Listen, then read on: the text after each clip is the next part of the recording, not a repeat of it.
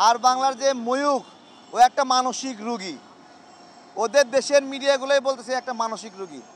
ও একটা মৃগী রোগী যে দাঁড়ায় খালি ছটফট করে, অস্থির একটা অবস্থা। হ্যাঁ, তো এইটা ভারতের সাংবাদিকতার কালচার কি, এটা কি তার আদর্শর কি নেই? ভারতীয় সাংবাদিকদেরকে বলতেছি যে আপনারা সবাই ময়ূখ নাকি, বা আপনারা সবাই এরকম মৃগী রোগী নাকি? আপনারা যদি মৃগী রোগী না হন তাহলে এই ময়ূকরে থামান। আমরা মনে করি ভারতের সবগুলো সাংবাদিক এরকম উগ্র কিনা এটা সাংবাদিকদেরকে বলতে হবে। এবং যে সংখ্যালঘুদের নির্বংশ করা, দেখেন ভাই, এইখানে আমরা সারাক্ষণ আতঙ্কে থাকি যে এখানে সংখ্যালঘুদের কিছু হইলে আমাদের দোষ আসে, কিছু হইলে আমাদের দোষ আসে। আমরা সারাক্ষণ আতঙ্কে থাকি। আমি মন্দিরটা পাহারা দিলাম কেন ভাই? কারণ আমার মধ্যে আতঙ্ক কাজ করে যে এটা কিছু একটা করে আমার দোষ দেবে। আমার মধ্যে আতঙ্ক কাজ করে। আলেমদেরকে ঠেকা পড়ছে, এখানে বলছে যে মূর্তি ভাঙো, ইসলামী নির্দেশ আছে, তারপরেও আলেমরা ঠেলাই পইরা গিয়ে মন্দির পাহারা দিচ্ছে। কেন পাহারা দিচ্ছে বলেন? কারণ তারা তাদের অস্তিত্বের জন্য হুমকি। এই যে মূর্তি ভাঙলে তাদের উপর ব্লেম আসে, যে কোনো কিছু করলেই তাদের উপর ব্লেম আসে যে এটা মোল্লারা করছে, আলেমরা করছে। কিন্তু বাংলাদেশের সংস্কৃতি, কালচার সব কিছু বিশ্লেষণ করেন, একটা আলেমকে পাবেন না মন্দির ভাঙছে, মূর্তি ভাঙছে। এগুলো আমাদেরকে খেয়াল করতে হবে। আমরা এই মুহূর্তে হিন্দুরা আতঙ্কে না, বিষয় হলো আমরা আতঙ্কে আছি, আমরাই আতঙ্কে আছি। হিন্দুরা ভাইরা ৮ দফার মধ্যে, তারপরে ইসকনের সদস্যরাও দেখলাম যে সংখ্যানুপাতিক নির্বাচন চায়।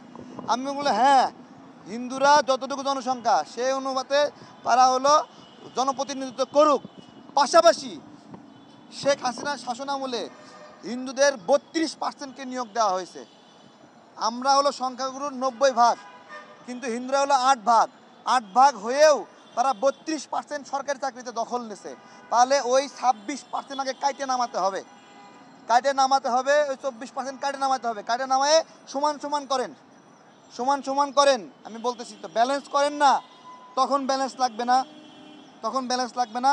শুধু জনপ্রতিনিধিত্ব ব্যালেন্স, সব জায়গায় হিন্দুদের সম অধিকার নিশ্চিত হোক আমরা চাই, আমরা চাই।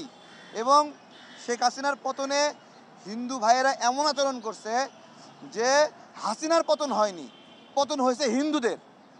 শেখ হাসিনার পতনে ইসকন এমন আচরণ করছে, এদের সম্মিলিত সনাতনী জাগরণ মঞ্চ, যে হাসিনার পতন হয়নি, সনাতনী জাগরণ মঞ্চের পতন হয়েছে।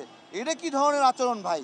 ইসকন কেন এই বক্তব্য দিয়েছিল যে শেখ হাসিনার হাতকে শক্তিশালী করার জন্য ইসকনের জন্ম হয়েছে? সেই ইসকন হাসিনার পতন হলে কতটুকু প্রাসঙ্গিক আমি জিজ্ঞাসা করছি। হাসিনার সময়ে ইসকন বলল আওয়ামী লীগকে শক্তিশালী করার জন্য ইসকন কাজ করছে। সেই ইসকন আওয়ামী লীগ বিপদে পড়লে ইসকনও বিপদে পড়বে কিনা ইসকনের ভাইদেরকে জিজ্ঞাসা করছি। এই বক্তব্য তোমরা উইথড্র করছো? হ্যাঁ, উইথড্র করে নাই। তার মানে এটা তাদেরই বক্তব্য ছিল। এই বিষয়গুলো বিবেচনা করে ইসকনকে নিষিদ্ধ করার দাবি জানিয়েছি আমরা। ২৪ ঘন্টার সময় দিয়েছিলাম, ধন্যবাদ, একজন ভাই রিড করেছেন এবং এটা পর্যালোচনা চলছে। গতকালে হত্যাকাণ্ডের পরে নতুন করে এত বিচার বিশ্লেষণ করার দরকার নাই। এখন পর্যন্ত শান্তি প্রতিষ্ঠায় ইসকনের ভূমিকা জিরো। অশান্তি প্রতিষ্ঠা, প্রতিদ্বন্দ্বিতা, এগুলোতে তারা কাজ করেছে। হিন্দুদের মন্দির দখল করে তারা ইসকন মন্দির নাম দিয়েছে। এগুলো হিন্দুদেরকেও বুঝতে হবে। হিন্দুদের বিভিন্ন ধর্মীয় অনুভূতি, বিভিন্ন ভাগ অত্যন্ত স্পর্শকাতর, সেইগুলোকে নষ্ট করছে, ধ্বংস করছে হলো এই ইসকন নামের প্রতিনিধিরা। বাংলাদেশের সামাজিক শৃঙ্খলা এসব বিবেচনায় ইসকনকে এই মুহূর্তে নিষিদ্ধ করতে হবে।